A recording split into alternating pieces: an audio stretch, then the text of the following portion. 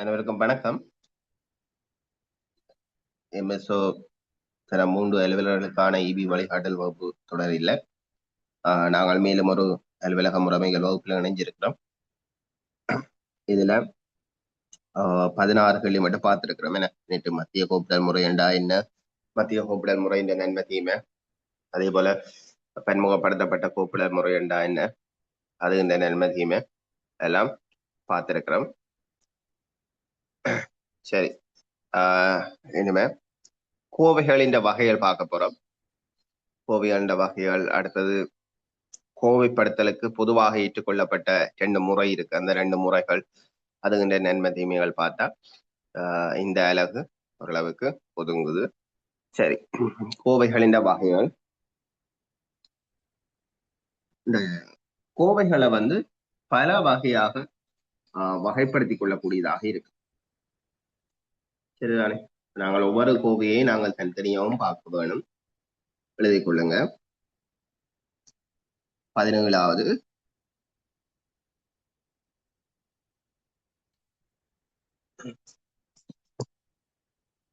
இந்த கோவைகளை முதலாவது விடிய கோவை கொண்டு போடுங்க. விடிய கோவை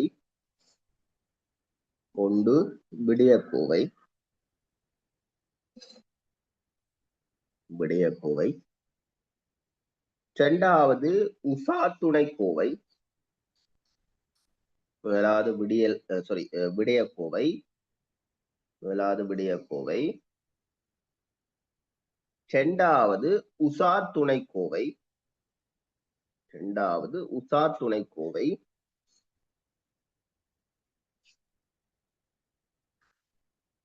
உசா துணை கோவை. அந்த உசா துணை கோவைக்குள்ள சில கோவைகள் வரும். சரிதானே? முதலாவது விடிய கோவை நாங்க ஒவ்வொன்றும் தனித்தனியா பார்க்க போறோம். முதலாவது விடிய கோவை, இரண்டாவது உசா துணை கோவை, உசா துணை கோவை, உசா துணை கோவை. இந்த உசா துணை கோவைக்குள்ள சிலது வரப்போது. ஆகவே உசா துணை கோவைக்குள்ள உரமலக்கம் போட்டு எழுதி கொள்ளுங்க. ஒன்று கொள்கை கோவை. நான் இப்ப சொல்றது உசா துணை கோவைக்குள்ள வரப்போற கோவைகள். உரமலக்கம் ஒன்று கொள்கை கோவை,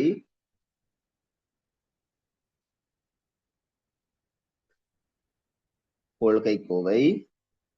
இரண்டாவது சுற்று நிருபங்கள் கோவை, இரண்டாவது சுற்று நிருபங்கள் கோவை,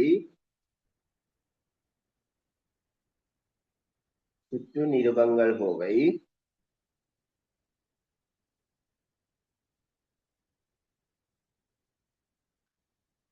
சுற்று நிருபங்கள் கோவை. அடுத்தது வேலை படிமுறை கோவை,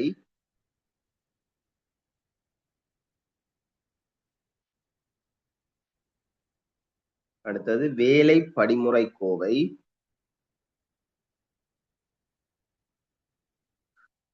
வேலை படிமுறை கோவை. அடுத்தது முன்மாதிரி கோவை, முன்மாதிரி கோவை.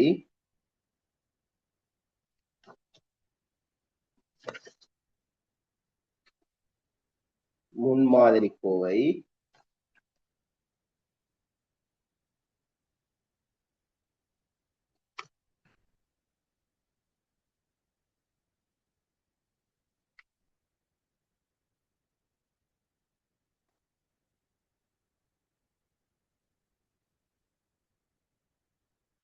அடுத்தது தகவல் அறிக்கைகள் கோவை, தகவல் அறிக்கைகள் கோவை.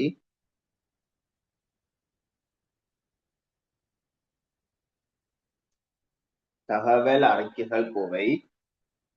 இப்ப இதுல பார்த்தோமே கொள்கை கோவை, சுற்று நிறுவனங்கள் கோவை, வேலை படிமுறை கோவை, முன்மாதிரி கோவை, தகவல்கள் அறிக்கைகள் கோவை எல்லாம் உசா துணை கோவைகளுக்குள்ள வரப்போகுது. சரிதானே? சரி, முதலாவடைய கோவை பார்த்த நாங்கள். அடுத்த உசா துணை கோவை. மூன்றாவது போடுங்க பேர் வழி கோவை, மூன்றாவது பேர் வழி கோவை, மூன்றாவது பேர் வழி கோவை.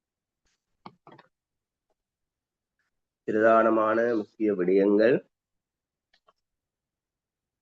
தொடர்பான கடிதங்கள் உள்ளடக்கப்படும் கோவை இதுவாகும்.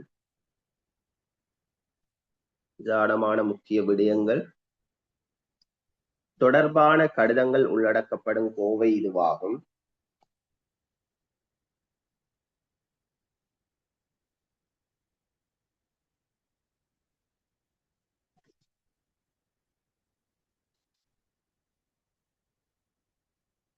தொடர்ச்சியா எழுதுங்க. இது ஒரு விடயம் தொடர்பாக. இது ஒரு விடயம் தொடர்பாக. இது ஒரு விடயம் தொடர்பாக.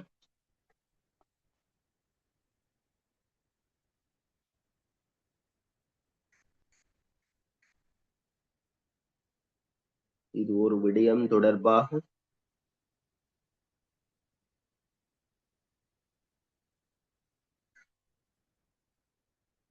வரலாறு, அதன் படிமுறை வளர்ச்சிகள். வரலாறு, வரலாறு, அதன் படிமுறை வளர்ச்சிகள்.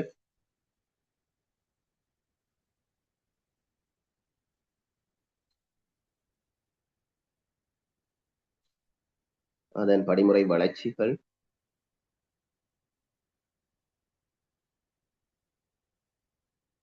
என்பவற்றை இனங்காணக்கூடியதாக தொடர்ச்சியாக பேணப்படும். என்பவற்றை இனங்காணக்கூடியதாக, என்பவற்றை இனங்காணக்கூடியதாக, என்பவற்றை இனங்காணக்கூடியதாக தொடர்ச்சியாக பேணப்படும். என்பவற்றை இனங்காணக்கூடியதாக தொடர்ச்சியாக பேணப்படும். தொடர்ச்சியாக பேணப்படும்.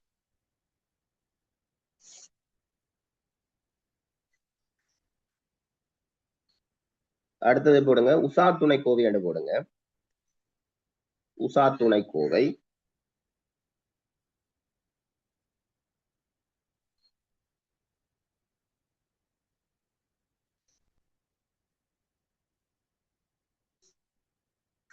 உசார் துணை கோவை.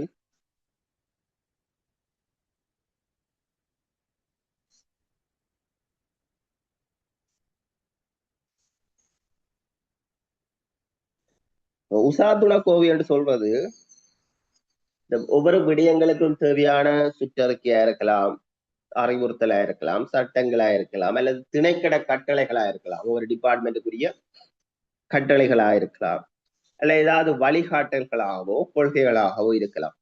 சரிதானே? இப்ப போன்றவற்றை எல்லாம் உள்ளடக்கிய கோவைகள் உசாத்துண கோவை கண்டு சொல்லப்படும். அதுக்குள்ள ஒவ்வொன்றுக்கும் தனித்தனியாக போடப்படும். ஒவ்வொரு விடயத்துக்குமே தனித்தனியாக போடப்படும். எக்ஸாம்பிளுக்கு இப்ப கொள்கைகள் அதுக்கு தனியா ஒரு கொள்கை கோவை என்று போடப்படும். சரிதானே? அப்ப முதல் உசாத்துணை கோவை என்று போட்டு எழுதுங்க. உசாத்துணை கோவை விடயங்களுக்கு தேவையான, விடயங்களுக்கு தேவையான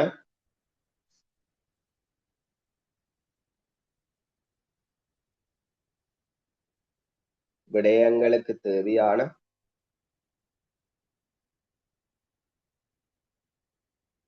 விடயங்களுக்கு தேவையான சுற்றறிக்கைகள், அறிவுறுத்தல்கள்,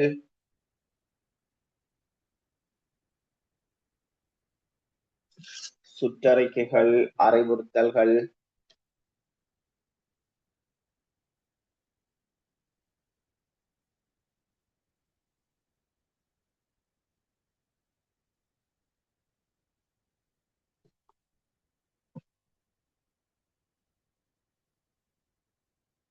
அறிவுறுத்தல்கள், திணைக்கள கட்டளைகள், சட்டங்கள், திணைக்கள கட்டளைகள், திணைக்கள கட்டளைகள், சட்டங்கள்,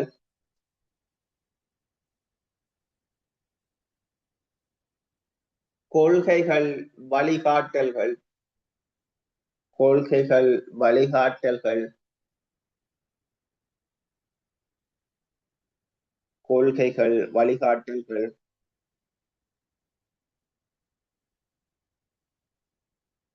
கொள்கைகள், வழிகாட்டல்கள் போன்றவற்றை உள்ளடக்கிய கோவை இதுவாகும். போன்றவற்றை உள்ளடக்கிய கோவை இதுவாகும்.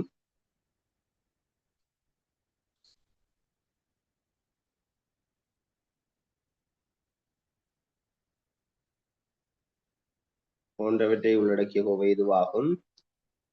தொடர்ச்சியானதுங்க. ஒவ்வொரு தனித்தனியான விடயங்களுக்கும் ஒவ்வொரு தனித்தனியான விடயங்களுக்கும்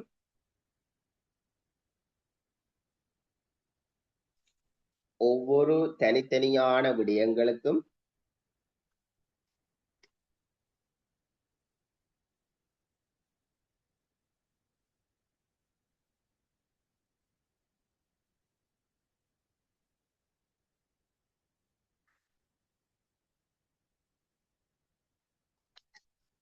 ஒவ்வொரு தனித்தனியான விடயங்களுக்கும் வெவ்வேறாக உசாத்துணை கோவைகள் பேணப்படுவது சிறந்ததா? ஒவ்வொரு தனித்தனியான விடயங்களுக்கும் வெவ்வேறாக உசாத்துணை கோவைகள் பேணப்படுவது வெவ்வேறாக உசாத்துணை கோவைகள் பேணப்படுவது சிறந்ததா?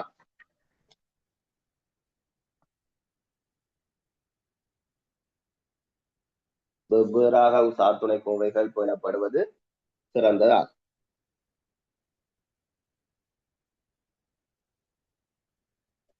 சரிதானே? ஒன்று போடுங்க. அந்த உசாத்துணை கோவையில பல வகை இருக்கல்லோ, அதுல ஒன்று கொள்கை கோவை என்று போடுங்க. கொள்கை கோவை.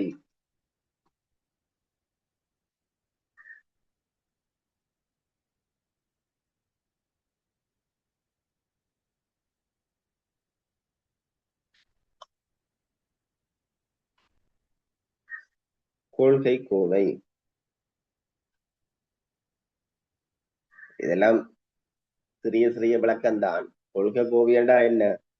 ஏதாவது ஒரு விடயம் தொடர்பா அரசினால வெளியிடப்பட்ட கொள்கைகள் தொடர்பான ஆவணங்களை உள்ளடக்கிய கோவை தான் இந்த கொள்கை கோவை. எழுதி கொள்ளுங்க. கொள்கை கோவை என்று போட்டு எழுதுங்க.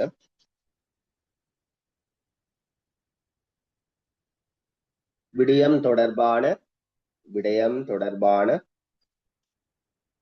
விடயம் தொடர்பான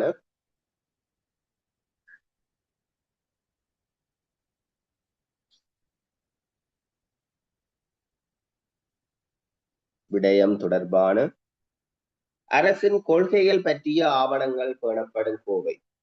அரசின் கொள்கைகள் பற்றிய ஆவணங்கள் பேணப்படும் கோவை.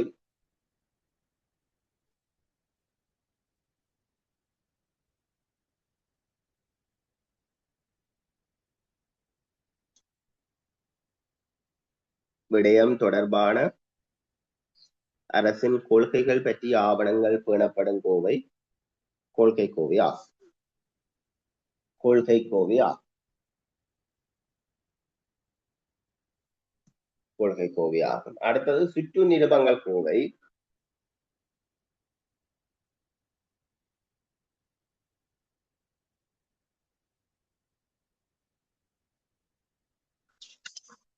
அடுத்தது சுற்று நிருபங்கள் கோவை.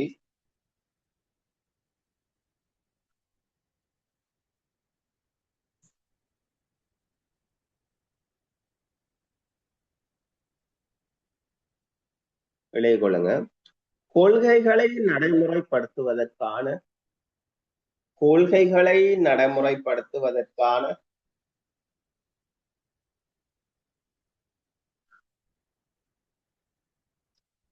கொள்கைகளை நடைமுறைப்படுத்துவதற்கான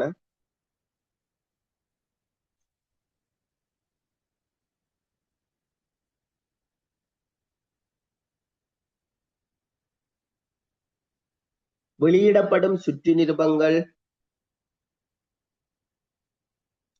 வெளியிடப்படும் சுற்று நிருபங்கள்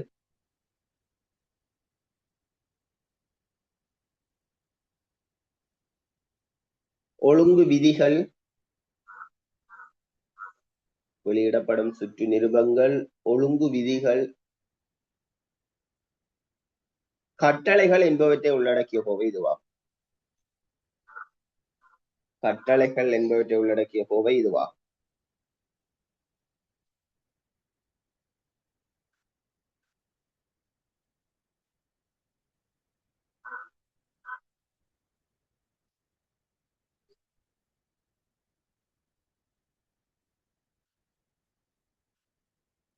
அடுத்தது போடுங்க வேலை படிமுறை கோவை போடுங்க. வேலை படிமுறை கோவை.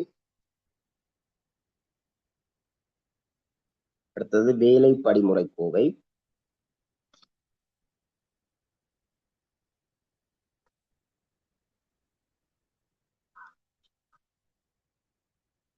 வேலை படிமுறை கோவை.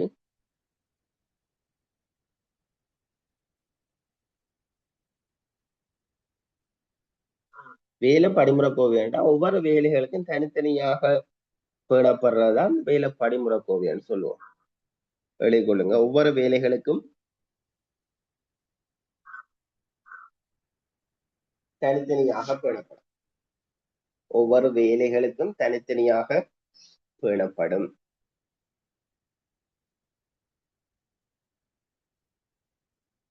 அடுத்தது முன்மாதிரி கோவை என்று போடுங்க.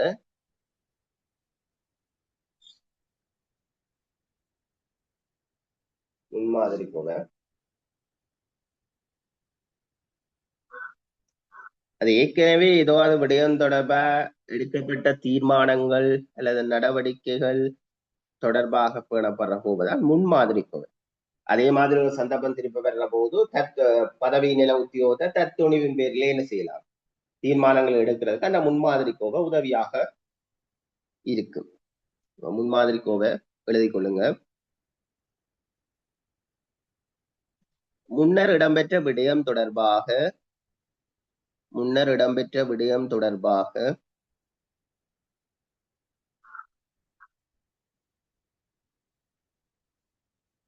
முன்னர் இடம்பெற்ற விடயம் தொடர்பாக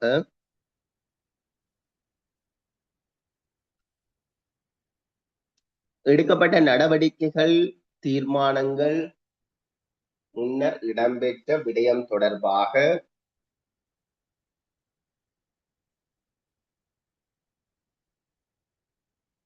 முன்னர் இடம்பெற்ற விடயம் தொடர்பாக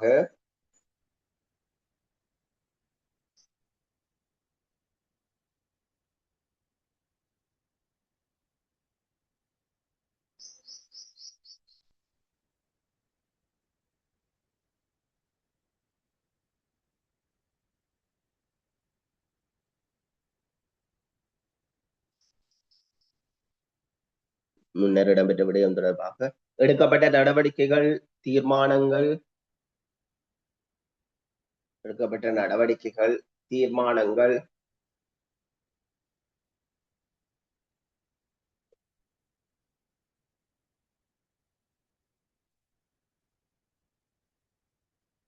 எடுக்கப்பட்ட நடவடிக்கைகள் தீர்மானங்கள் போன்றவை பேணப்படும் கோவை இதுவாகும். போன்றவை பேணப்படும் கோவை இதுவாகும்.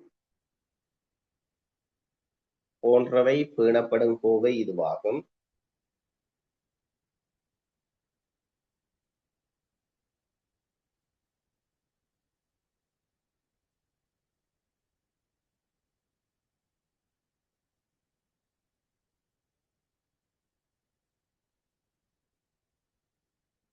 பதவிநிலை அலுவலர்கள் பதவிநிலை அலுவலர்கள் பதவிநிலை அலுவலர்கள் தத்துணிவின்படி தீர்மானம் மேற்கொள்வதற்கு பதவிநிலை அலுவலர்கள் தத்துணிவின்படி தீர்மானம் மேற்கொள்வதற்கு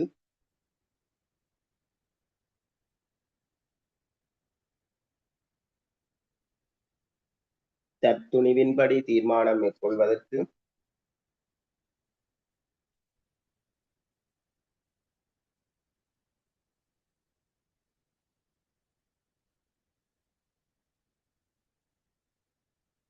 தீர்மானம் மேற்கொள்வதற்கு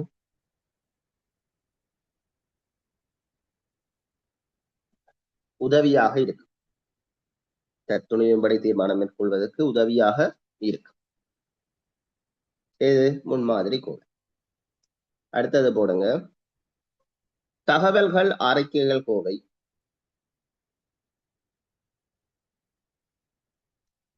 அடுத்தது தகவல்கள் அறிக்கைகள் கோவை.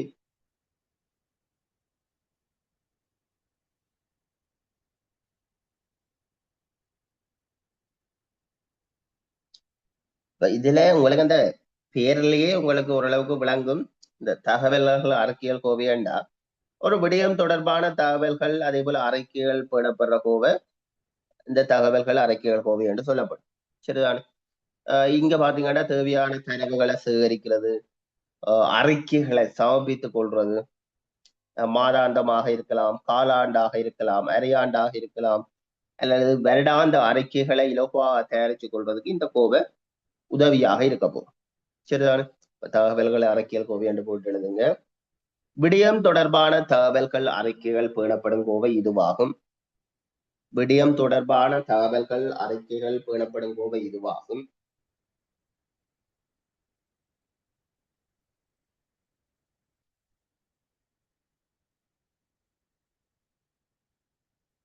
விடயம் தொடர்பான தகவல்கள் அறிக்கைகள் பேணப்படும் கோவை இதுவாகும்.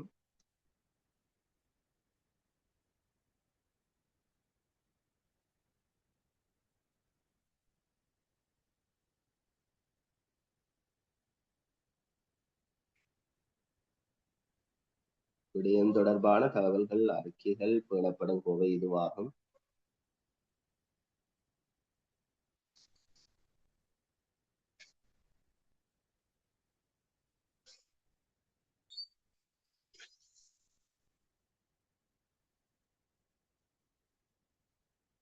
தேவையான தரவுகளை சேகரிக்கவும் தேவையான தரவுகளை சேகரிக்கவும் தேவையான தரவுகளை சேகரிக்கவும்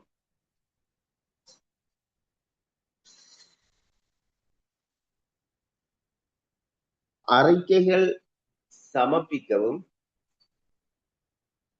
அறிக்கைகள் சமர்ப்பிக்கவும்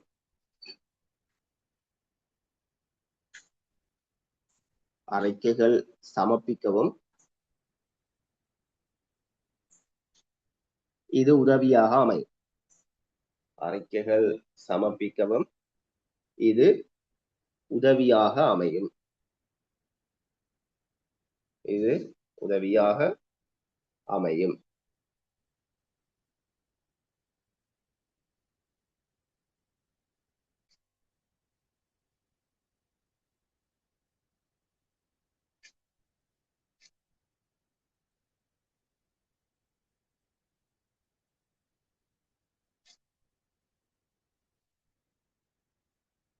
சரி, அடுத்தது போடுங்க. பெயர் வழிக்கோவை என்று போடுங்க. பெயர் வழிக்கோவை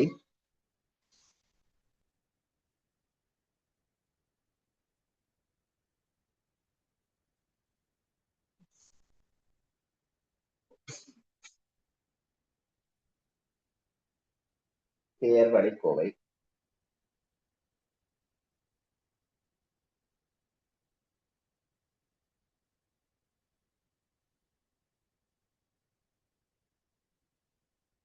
பெயர் வழிக்கோவைன்னு சொல்றது ஒவ்வொரு உத்தியோகத்தர்களுக்கும் அவருடைய விடயங்கள், அவருடைய தகவல்கள், ஆவணங்களை உள்ளடக்கி தனித்தனியாக போடப்படுகின்ற கோவைதான் என்ன? பெயர் வழிக்கோவை அல்லது சுயவிவர கோவை. சரிதான், எழுதிக் கொள்ளுங்க.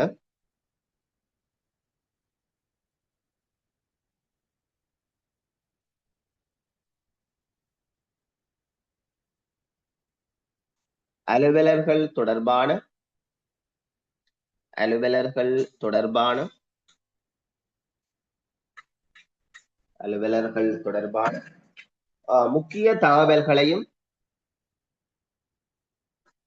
அலுவலர்கள் தொடர்பான பர்சனல் ஃபைல் அலுவலர்கள் தொடர்பான முக்கிய தகவல்களையும் ஆவணங்களையும் உள்ளடக்கி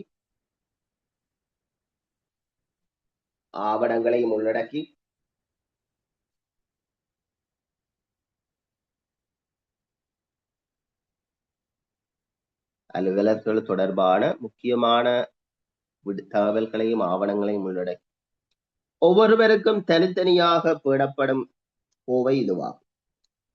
ஒவ்வொருவருக்கும் தனித்தனியாக பேணப்படும் கோவை இதுவாகும்.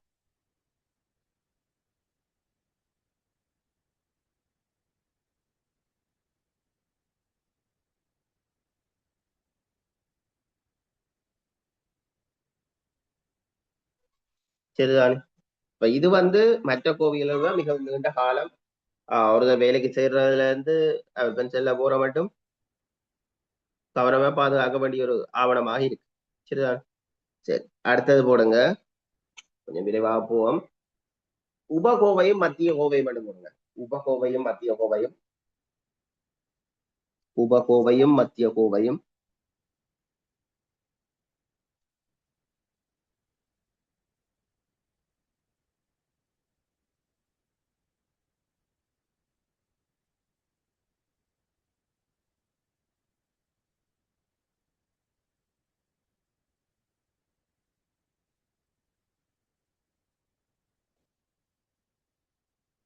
இந்த உபகோவையும் மத்திய கோவையும் என்று சொல்வது ஒரு கோவையில விடயம் தொடர்பான சகல ஆவணங்களையும் ஒன்றாக பேணுறது சிரமமாக இருக்கிற பட்சத்தில, சரிதானே, அல்லது ஒரு பிரதான கோவைய வெளியில அனுப்ப வேண்டிய தேவை இருக்கிற பட்சத்துல,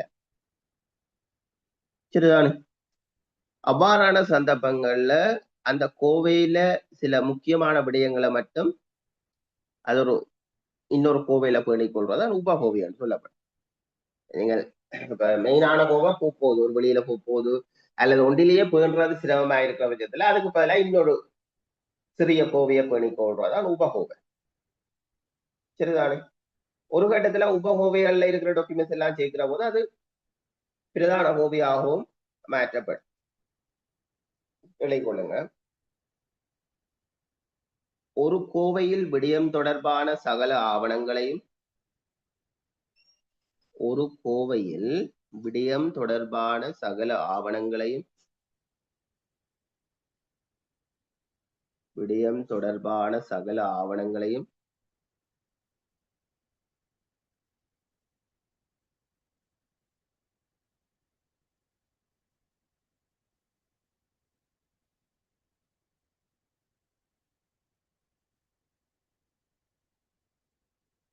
ஒரு கோவையில் விடயம் தொடர்பான சகல ஆவணங்களையும் ஒன்றாக பேணுவது சிரமமாக காணப்படுகின்ற போதும் ஒன்றாக பேணுவது சிரமமாக காணப்படுகின்ற போதும் ஒன்றாக பேணுவது சிரமமாக காணப்படுகின்ற போதும்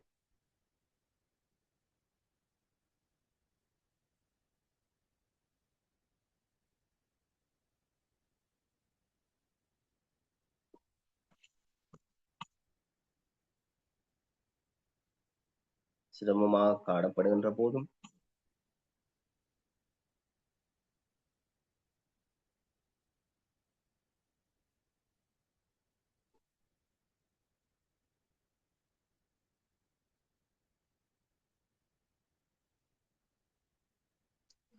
பிரதான கோவை வெளியில் அனுப்பப்படும் போதும் பிரதான கோவை வெளியில் அனுப்பப்படும் போதும்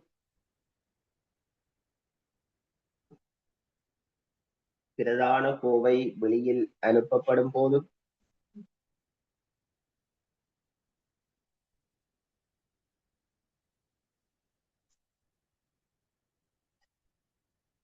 பிரதான கோவை வெளியில் அனுப்பப்படும் போதும்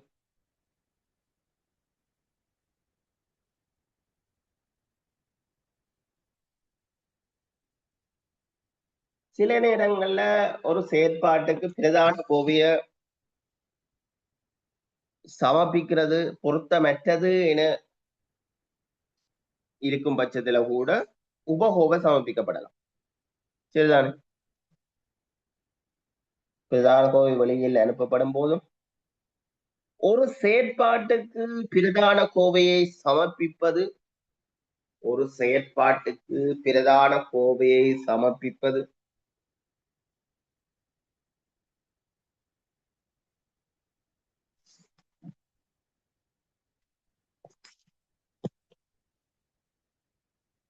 இத நீங்க சோட்டா விளக்கணும்டா. ஒரு புக் கொண்டு வாசிக்கிறீங்கன்னு வைங்களேன்.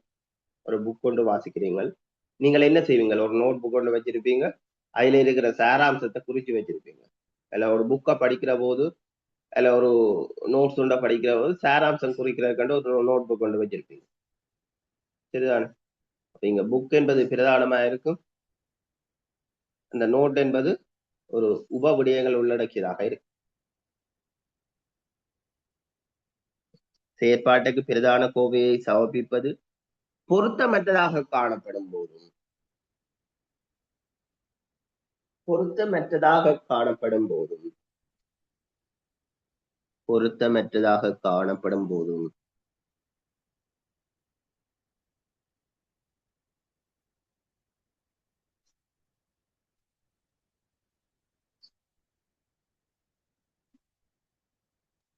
உபகோவையை பயன்படுத்திக் கொள்ளலாம்.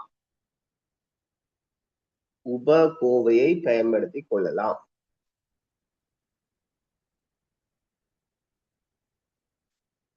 உபகோவையை பயன்படுத்திக் கொள்ளலாம். அடுத்தது போடுங்க, சம்பவ கோவை என்று போடுங்க. சம்பவ கோவை,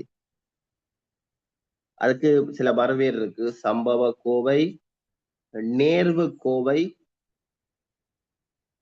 சம்பவ கோவை, நேர்வு கோவை அல்லது நிமித்த கோவை, எல்லாம் ஒன்றுதான். சம்பவ கோவை,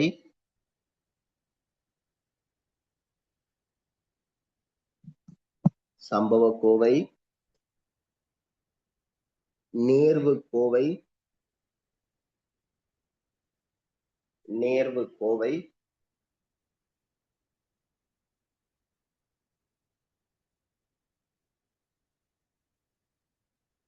நேர்வு கோவை அல்லது நிமித்த கோவை, எல்லாம் ஒன்றுதானா?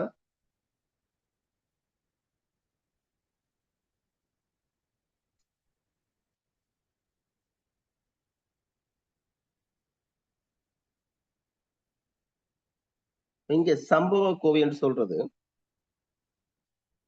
ஒரு குறித்த விடயம் தொடர்பாக பேணப்பட்டு அந்த விடயம் முடிவுறுத்தப்படுகின்ற தருவாயில முடிவுறுத்தப்படுகின்ற கோவைதான் சம்பவ கோவை என்று சொல்லுவோம்.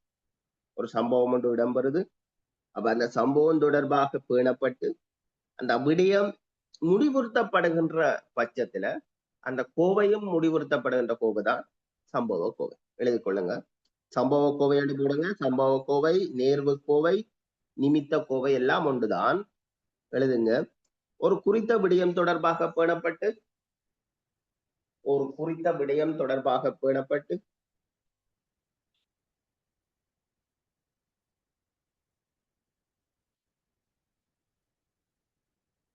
ஒரு குறித்த விடயம் தொடர்பாக பேணப்பட்டு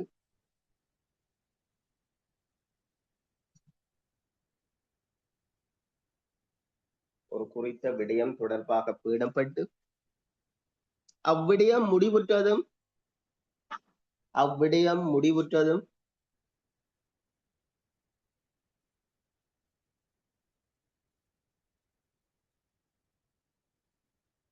அவ்விடயம் முடிவுற்றதும் முடிவுறுத்தப்படும் கோவை இதுவாகும்.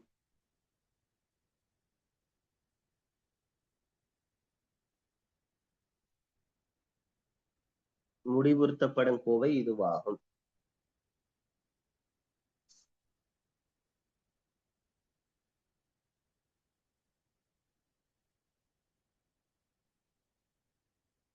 முடிவுறுத்தப்படும் கோவை இதுவாகும். இந்த கோவையிட்ட ஆயுள் காலத்தை என்ன செய்யலாது, குறிப்பிட முடியாது. ஏன்? சிலது குறுகிய காலமா இருக்கலாம், சிலது நீண்ட காலமாக பயன்படுத்த வேண்டிய தேவைப்பாடு இருக்கலாம். சரிதானே? அப்ப அதை நோட் பண்ணுங்க. இதன் ஆயுட்காலத்தை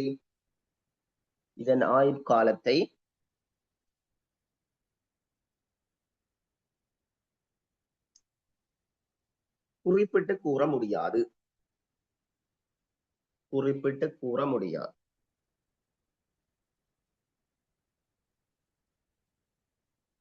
அப்ப இங்க அந்த விடயம் தீர்வு காணப்படும் வரையே நடைமுறைப்படுத்த வேணும் இந்த கோவை. இந்த விடயத்துக்கு தீர்வு காணப்படும் வரையே நடைமுறைப்படுத்த வேணும். சரிதானே? அப்ப இது சந்தர்ப்பத்துக்கு ஏற்ப இந்த சம்பவ கோவை சந்தர்ப்பத்துக்கு ஏற்ப 3 பிரிவாக வரப்போகுது. சரி, இது சம்பவ கோவைக்குள்ள பிரிவு.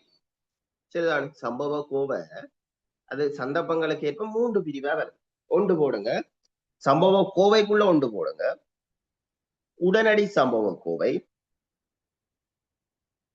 உடனடி சம்பவ கோவை. உடனடி சம்பவ அதுக்கு நீங்கள் விளங்கி வச்சிருங்க, ஒன்றும் எழுத வேண்டாம். உடனடி சம்பவ கோவை என்றால் துரிதமா நடவடிக்கை எடுக்க வேண்டிய விடயங்கள் தொடர்பான கோவை என்ன, உடனடி சம்பவ கோவை. உடனடியாக அதற்கான தீர்வு எடுத்து அதை க்ளோஸ் பண்ண வேண்டும்.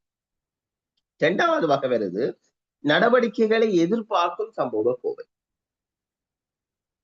2வது நடவடிக்கைகளை எதிர்பார்க்கும் சம்பவ கோவை. இது ஒரு குறிப்பிட்ட காலம் வரை பதில் கிடைக்கும் அல்ல குறிப்பிட்ட கால எல்லை வரை காத்திருக்க வேண்டிய ஒரு கோவையாக இந்த நடவடிக்கைகளை எதிர்பார்க்கும் சம்பவ கோவை வரப்போகுது.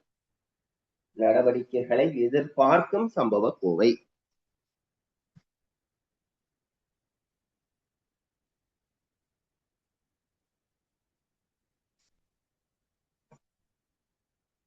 நடவடிக்கைகளை எதிர்பார்க்கும் சம்பவம்.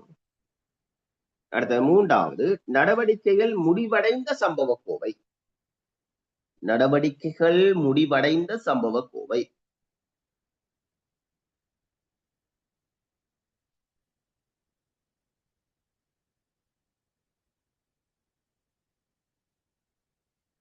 அப்ப இது நடவடிக்கைகளை முடிவடைந்த சம்பவ கோவைன்னு சொல்றது ஒரு விடயம் மீதான நடவடிக்கை வந்து முடிவுறுத்தப்பட்டிருக்கு.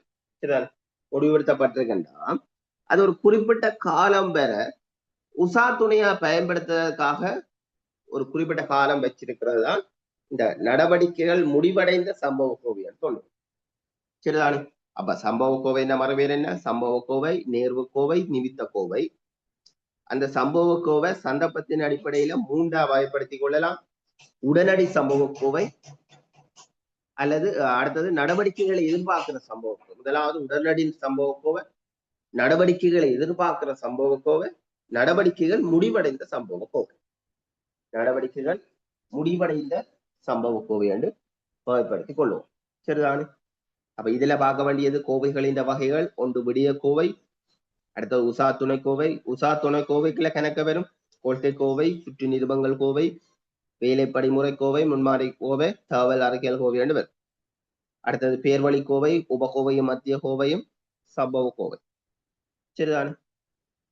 18வது வாங்க. கோவைப்படுத்துவதற்கு பொதுவாக பயன்படுத்தப்படும் ஏற்கப்பட்ட 2 முறைகள். பாஸ் பேப்பர்ல இது அடிக்கடி கேட்கப்படுறது, வெவ்வேறு எக்ஸாம்கள்ல அடிக்கடி கேட்கப்படுற ஒரு கேள்வியாக இது காணப்படுது. கோவைப்படுத்துவதற்கு பொதுவாக பயன்படுத்தப்படும் முறைகள் அல்லது பொதுவாக பயன்படுத்தப்படும் ஏற்கப்பட்ட 2 முறைகள் என்று கேட்டால் எழுதிக் கொள்ளுங்க. பிளந்த கோவை முறை, பிளந்த கோவை முறை, புத்தக கோவை முறை.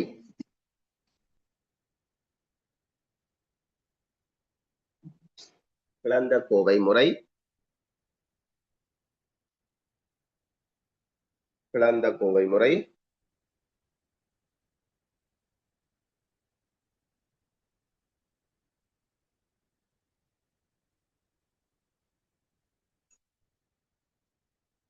பிளந்த கோவை முறை,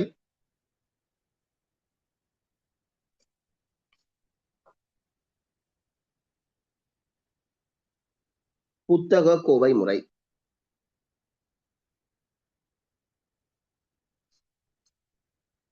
உங்கள்ட்ட கோவைப்படுத்துவதற்கு பொதுவாக பயன்படுத்தப்படும் ஏற்கப்பட்ட 2 முறைகள் என்று கேட்டால் ஒன்று பிளந்த கோவை முறை, 2வது புத்தக கோவை முறை. பிளந்த கோவை முறை, 2வது புத்தக கோவை முறை.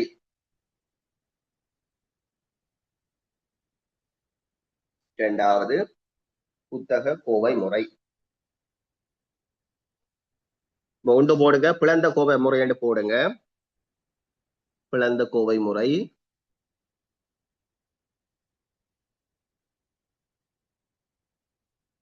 இந்த பிளந்த கோவை முறைன்னு சொல்றது கோவையில கடிதங்கள் வந்து வலது பக்கமும் அந்த குறிப்புகள் எழுதுறதுக்கு தாள்கள் வந்து இடது பக்கமும் கோவையிடப்படுறதுதான் பிளந்த கோவை முறைன்னு சொல்லுவோம். சரிதான். குறிப்புகள் எழுதுறதுக்கான தாள்கள் இடது பக்கமும் கோவைப்படுத்தப்படும். சரிதானே.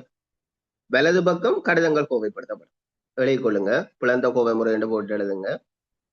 கோவையில் கடிதங்கள், கோவையில் கடிதங்கள்,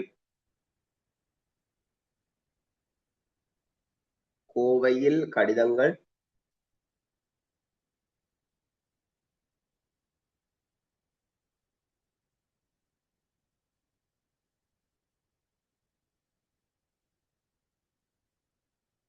கோவையில் கடிதங்கள் வலது பக்கமும்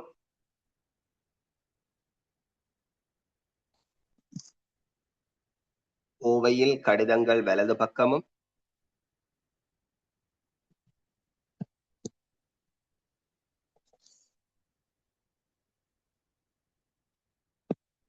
கோவையில் கடிதங்கள் வலது பக்கமும் குறிப்புகள் எழுதுவதற்கான தாள் இடது பக்கமும் குறிப்புகள் எழுதுவதற்கான தாள் இடது பக்கமும்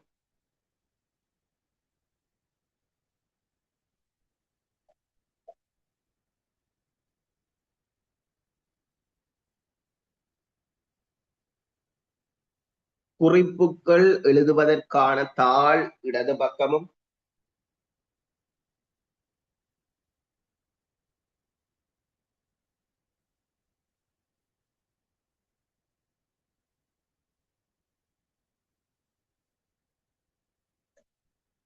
குறிப்புகள் எழுதுவதற்கான தாள் இடது பக்கமும்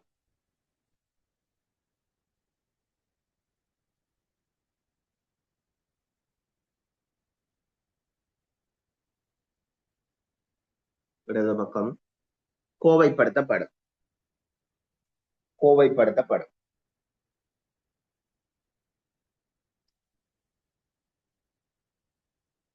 கோவைப்படுத்தப்படும்.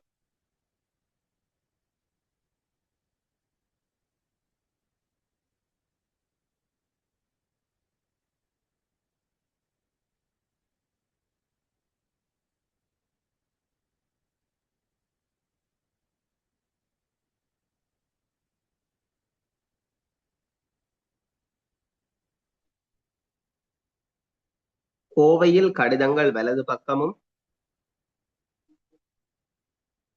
திருப்பி சொல்றேன். பிளந்த கோவை முறை எழுதி கொள்ளுங்க. கோவையில் கடிதங்கள் வலது பக்கமும் கோவையில் கடிதங்கள் வலது பக்கமும் கோவையில் கடிதங்கள் வலது பக்கமும் குறிப்புகள் எழுதுவதற்கான தாள் இடது பக்கமும் குறிப்புகள் எழுதுவதற்கான தாள் இடது பக்கமும்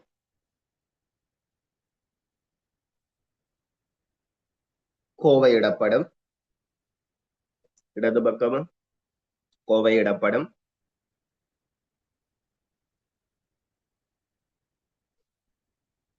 தொடர்ச்சியானதுங்க. இம்முறையில் இம்முறையில்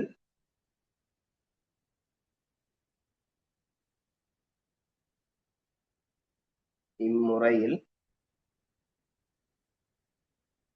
கிடைக்கின்ற அனுப்பப்படுகின்ற கடிதங்களில்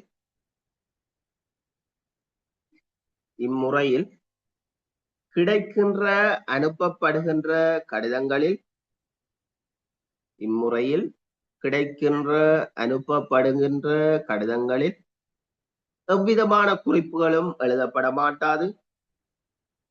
எவ்விதமான குறிப்புகளும் எழுதப்பட மாட்டாது.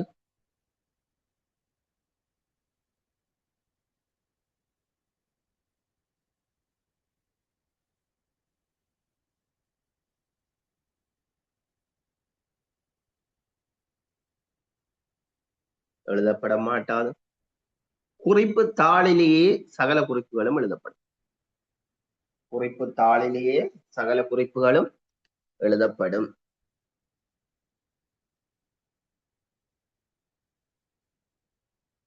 குறிப்பு தாளிலேயே சகல குறிப்புகளும் எழுதப்படும்.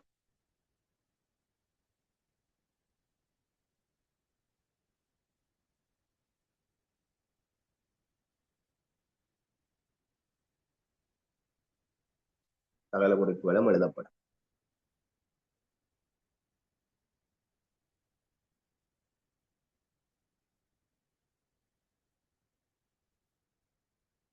சரிதானே? சரி. இந்த பிளந்த கோவை முறையில நன்மைகளும் தீமைகளும் கேட்கப்பட்டிருக்கு. அடுத்த கேள்வியை பாருங்க. பிளந்த கோவை முறையின் நன்மைகள் 4 தரத்தில் கேட்கப்பட்டிருக்கு. 19வது.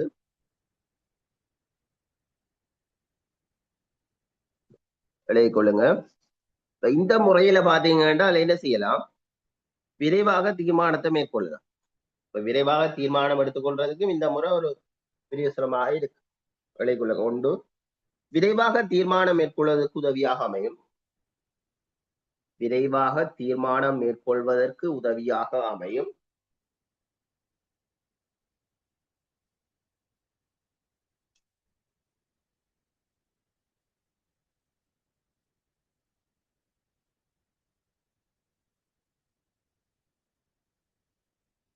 இப்ப பிளந்த கோவை முறைக்கு விளக்கம் பார்த்திருக்கிறோம். அங்கால நன்மை தீமை எழுதிட்டு அடுத்தது புத்தக கோவை முறைக்கு விளக்கம் பார்த்துட்டு தான் நன்மை தீமைக்கு போவோம். சரிதானே? பிளந்த கோவை முறையில நன்மை 1. விரைவாக தீர்மானம் மேற்கொள்வதற்கு உதவியாக அமையும். அதே போல இந்த பதவி நில அலுவலர்களது வேலைப்பளு கொஞ்சம் குறைவடையும். ஏன்னா மினிட் சீட் இருக்கிறதால அவர்களுடைய வேலைப்பளு சற்று குறைவடைவதற்கான வாய்ப்பு இருக்கு. 2வது போடுங்க. பதவி நிலை அலுவலர்களது வேலைப்பளு குறைவடையும். பதவி நிலை அலுவலர்களது வேலைப்பளு குறைவடையும். பதவி நிலை அலுவலர்களது வேலைப்பளு குறைவடையும்.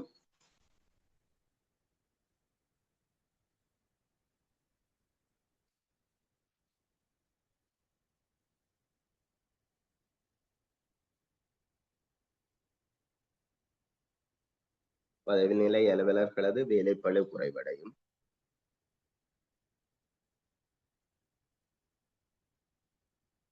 அடுத்தது உத்தியோகத்தர்களது திறன்கள் விருத்தியடையும்.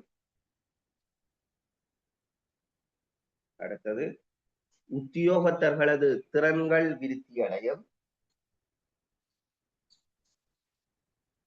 உத்தியோகத்தர்களது திறன்கள் விருத்தியடையும்.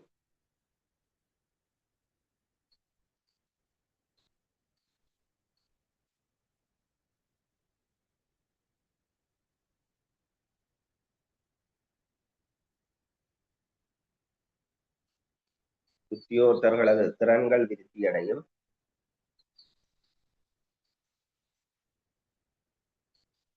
அதே போல இந்த கோவையில இருக்கிற ஒரு ஆவணம் ஒன்று தவறுது என்றால் அந்த குறிப்பு தாள வச்சுக்கொண்டு நாங்கள் என்ன செய்யலாம்?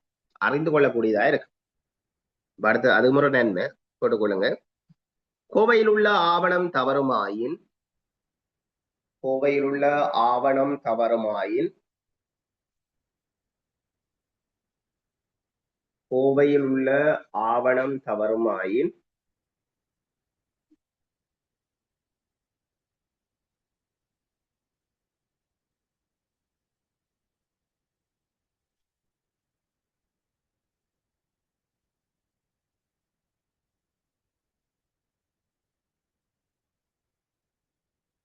தவறுமாயின் குறிப்பு தாளின் மூலம் அறிந்து கொள்ளலாம்.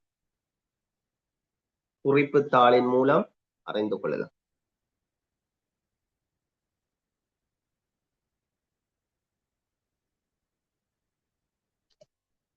குறிப்பு தாளின் மூலம் அறிந்து கொள்ளலாம்.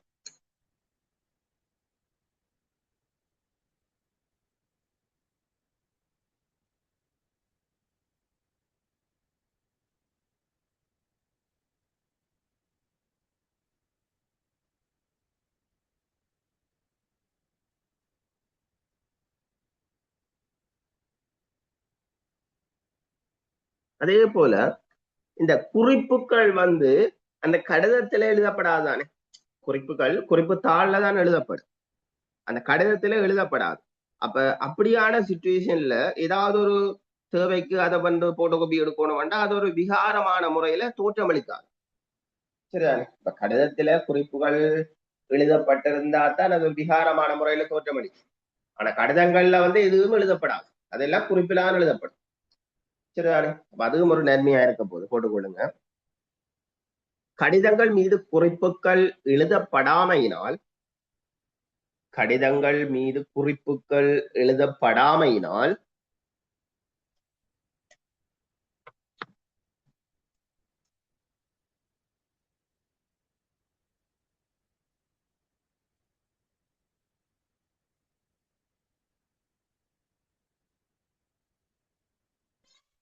கடிதங்கள் மீது குறிப்புகள் எழுதப்படாமையினால்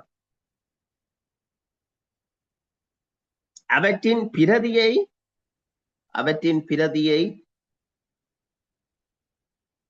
அவற்றின் பிரதியை வேறு தேவைகளுக்கு வேறு தேவைகளுக்கு அவற்றின் பிரதியை வேறு தேவைகளுக்கு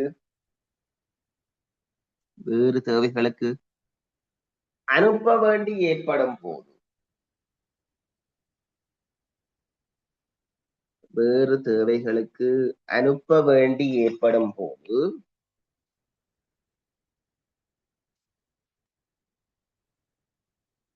வேறு தேவைகளுக்கு அனுப்ப வேண்டி ஏற்படும் போது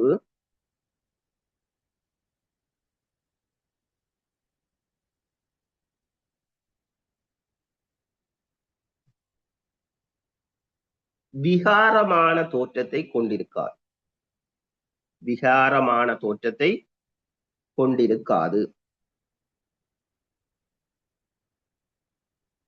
விகாரமான தோற்றத்தை கொண்டிருக்காது. சரி, நன்மைகள் ஒரு 5 பார்த்திருக்கிறோம். சரிதானே? அடுத்தது பாருங்க, இந்த பிளந்த கோவை முறையில என்னென்ன தீமை காணப்பட போகுதுன்னு கேட்கப்பட்டிருக்கேன். கொஞ்சம் குயிக்கா எழுதுங்க. இந்த முறையை பாத்தீங்கன்னா ஒரு அதிக செலவு ஏற்படுற ஒரு முறையாக இருக்க போகுது. கொண்டு போடுங்க. அதிக செலவு ஏற்படும் தீமைகள்னா 20வது கேள்வி. 1 அதிக செலவு ஏற்படும். அதே போல இந்த கோவைகள் பருமன் அடைகிறதால கையாள்வது சிரமமானதா இருக்கு. அதே எழுதுங்க. கோவைகள் பருமன் அடைவதால் கோவைகள் பருமன் அடைவதால்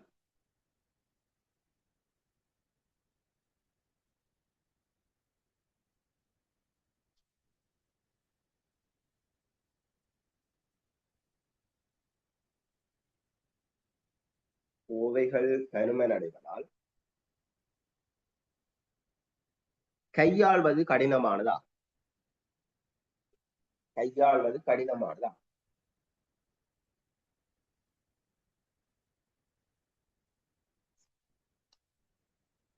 கோவைகள் பருமன் அடைவதால் கையாள்வது கடினமானதா?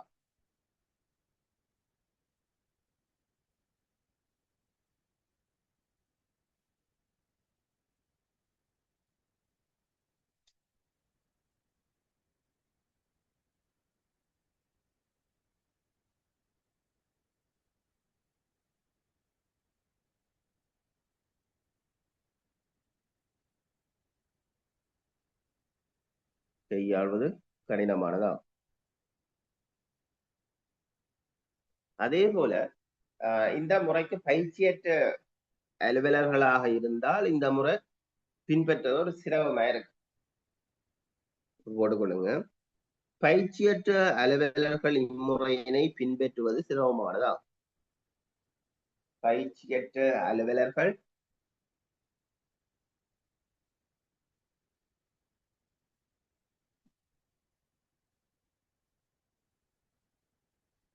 பயிற்சியற்ற அலுவலர்கள்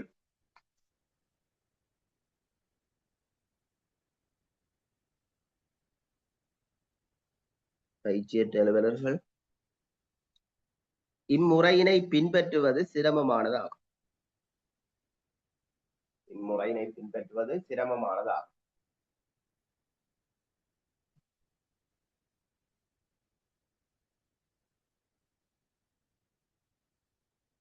இம்முறையினை பின்பற்றுவது சிரமமானதா?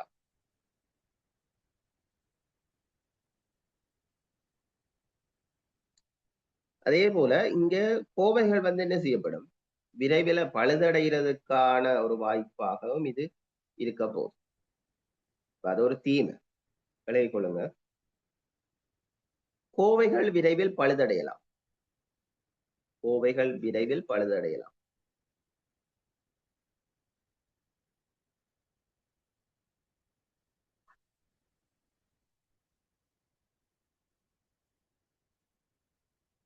கோவைகள் விரைவில் பழுதடையலாம்.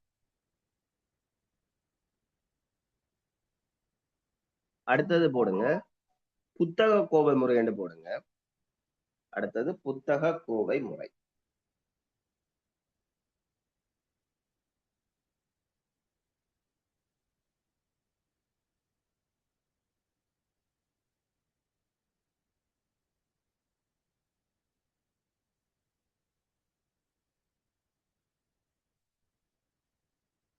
புத்தக கோவை முறை. இங்க பாத்தீங்க என்றால் கடிதங்கள் வந்து கோவையின் இடப்பக்கத்துல தான் என்ன செய்யப்படும், துளையிடப்பட்டு கோவை நாடாவினால கட்டப்படும். சரிதானே? அப்ப இது ஒரு புத்தகம் போன்ற ஒரு வடிவமைப்பில இருக்கிறதால புத்தக கோவை முறை என்று அழைக்கப்படும். எழுதிக் கொள்ளுங்க. இங்க அந்த கடிதத்தின் ஓரங்கள்ல தான் குறிப்புகள் எழுதப்படும், அங்க குறிப்பு தாள்ல எழுதப்படும். சரிதானே? புத்தக கோவை முறை என்று போட்டு எழுதுங்க. புத்தக கோவை முறை என்று போட்டுட்டு எழுதி கொள்ளுங்க. புத்தக கோவை முறை என்று போட்டு எழுதுங்க. கடிதங்கள் கோவையின் இடது பக்கத்தில், கடிதங்கள் கோவையின் இடது பக்கத்தில்,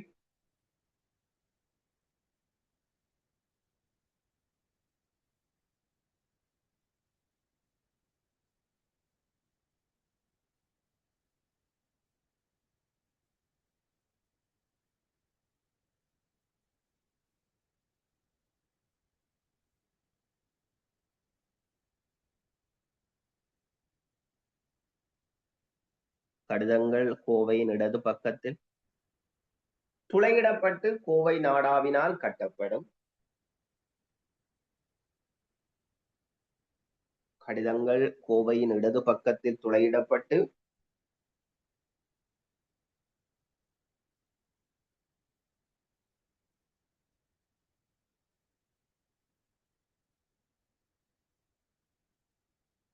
கடிதங்கள் கோவையின் இடது பக்கத்தில் துளையிடப்பட்டு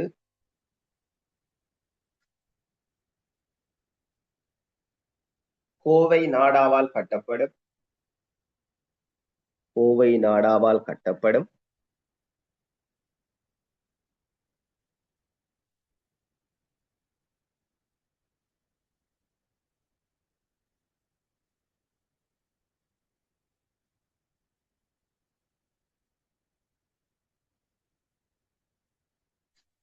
கோவை நாடாவால் கட்டப்படும். தொடர்ச்சி எழுதுங்க. கடிதம் கிடைக்கும் கால ஒழுங்கில்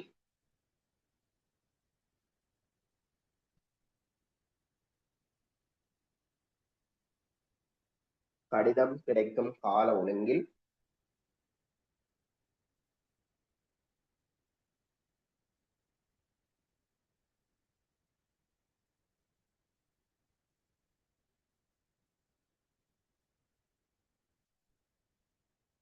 முன்னைய கடிதத்திற்கு பின்னால்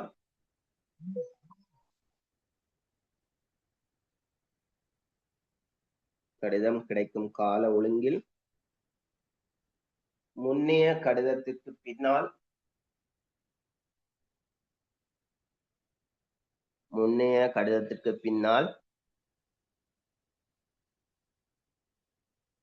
புதிய கடிதம் கட்டப்படும்.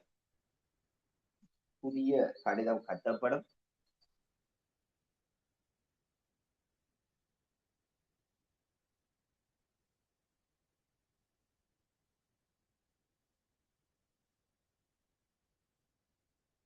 புதிய கடிதம் கட்டப்படும்.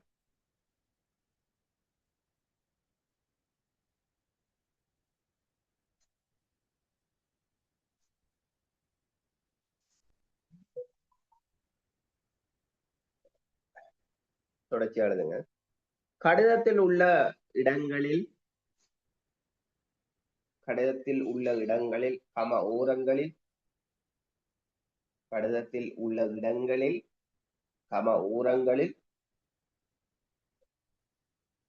கடிதத்தில் உள்ள இடங்களில் சம ஊரங்களில் குறிப்புகள் எழுதப்படும் குறிப்புகள் எழுதப்படும்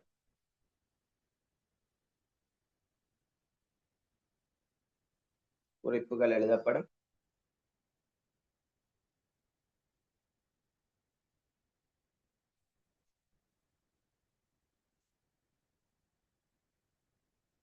இம்முறை புத்தகம் போல காட்சியளிக்கும் இம்முறை இம்முறை புத்தகம் போல காட்சியளிக்கும் இம்முறை புத்தகம் போல காட்சியளிக்கும்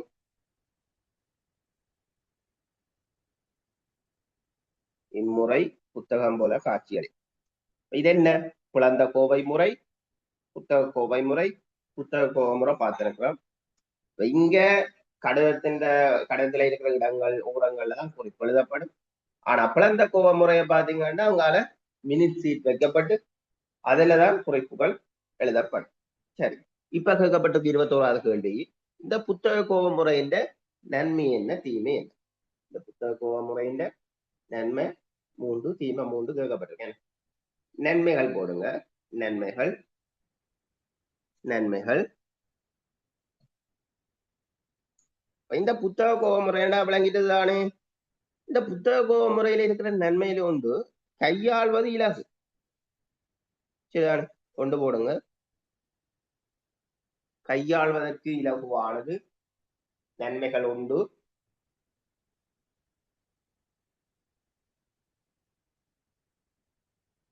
நன்மைகள் உண்டு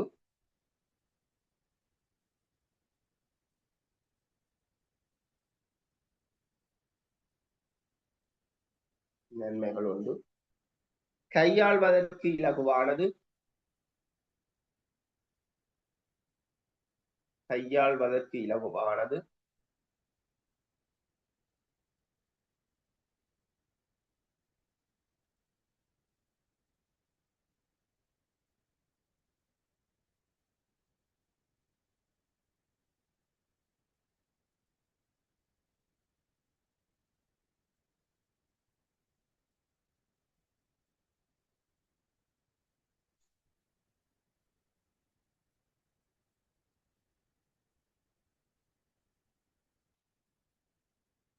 கையாள்வது இலகுவானது மற்றது பயிற்சியற்ற அலுவலரை இந்த முறையை பேணிக் கொள்ளலாம் சரிதான் ரெண்டாம் நன்மை போடுங்க பயிற்சியற்ற அலுவலர்களும் பயிற்சியற்ற அலுவலர்களும்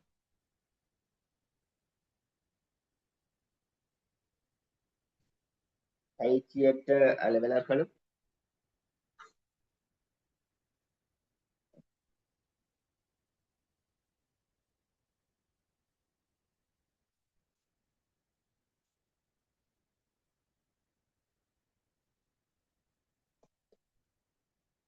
இம்முறையினை பேணிக் கொள்ளலாம் அல்லது இம்முறையினை பேணலாம் இம்முறையினை பேணலாம்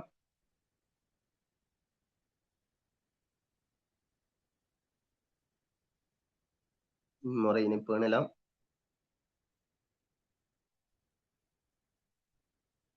இந்த புத்தக கோப முறை வந்து ஒரு சிக்கனத்தன்மை கொண்டதாகவும் காணப்படும்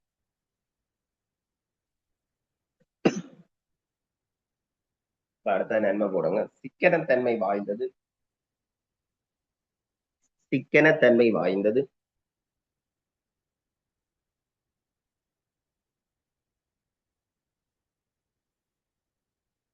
சிக்கனத்தன்மை வாய்ந்தது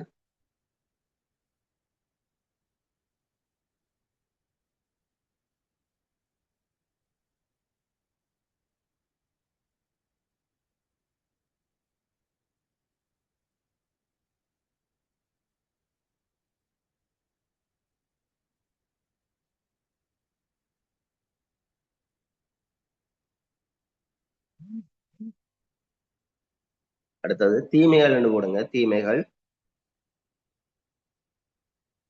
தீமைகள் இங்க பாத்தீங்க என்றால் பதவி நிலை அலுவலரே தீர்மானம் எடுக்கணும் என்றதால அவருடைய வேலைப்பளு சற்று கொஞ்சம் அதிகமா இருக்கு. ஒன்று போடுங்க, தீமைகள் உண்டு.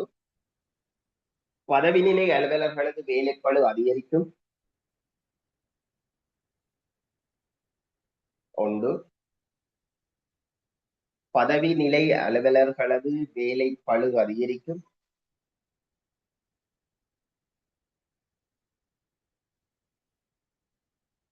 பதவி நிலை அலுவலர்களது வேலைப்பளு அதிகரிக்கும்.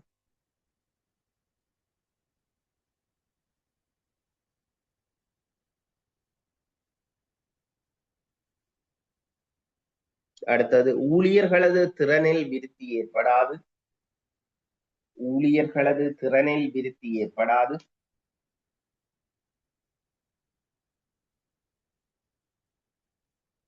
ஊழியர்களது திறனில் விருத்தி ஏற்படாது.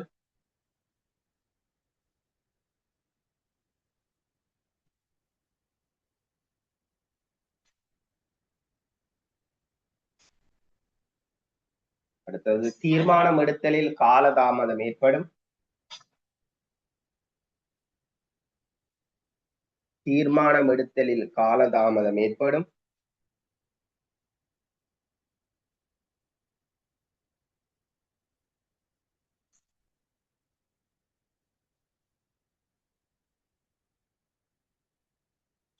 மற்றது இந்த கடிதத்தில தானே குறிப்புகள் சைட்டிலையும் அதே போல இருக்கிற இடங்கள்ல எழுதப்படுறதால கடிதம் வந்து ஒரு விகாரமான தோற்றத்தில இருக்கு. ஏன்னா அதுவும் ஒரு தீமை. ஆவணங்கள் மீது குறிப்பு எழுதப்படுவதால் ஆவணங்கள் மீது குறிப்பு எழுதப்படுவதால்